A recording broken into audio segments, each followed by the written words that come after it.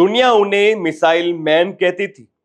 पूरा नाम था अबुल पाकिर जैनुलाब्दीन अब्दुल कलाम।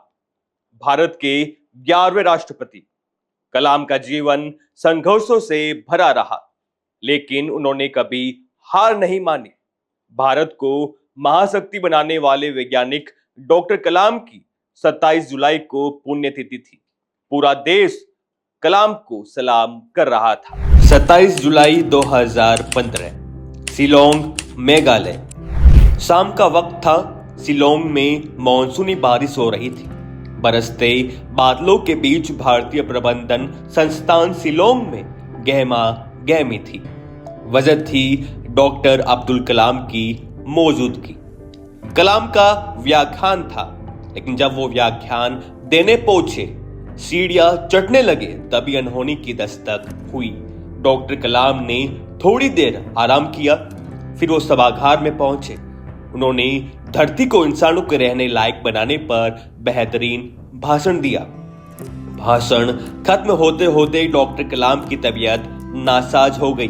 वो कुछ देर में बेहोश हो गए। शिलोंग में जो हो रहा था उसकी खबर दिल्ली पहुंची तो खलबली मच गई।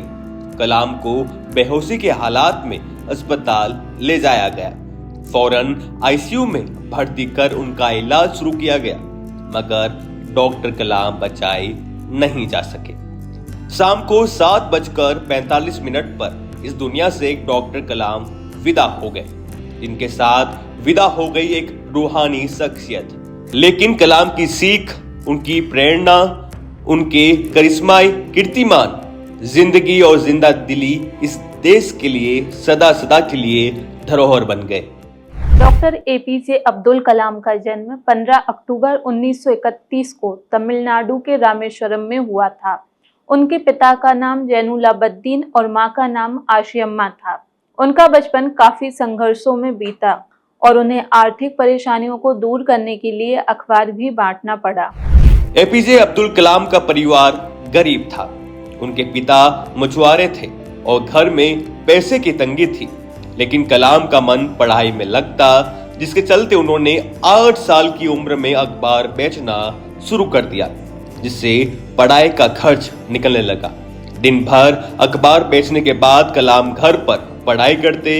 एक दिन उनके शिक्षक ने बच्चों को पक्षियों के बारे में बताया और ये सवाल पूछा कि पक्षी कैसे उड़ते हैं।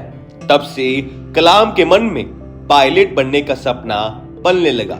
शुरुआती पढ़ाई रामेश्वरम में करने के बाद उन्होंने 1954 में त्रिची के सेंट जोसेफ कॉलेज से साइंस की डिग्री हासिल की।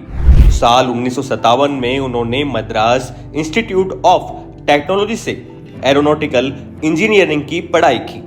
फिर डॉक्टर कलाम ने भारतीय रक्षा अनुसंधान एवं विकास संस्थान और भारतीय अंतरिक्ष अनुसंधान संगठन में भी काम किया।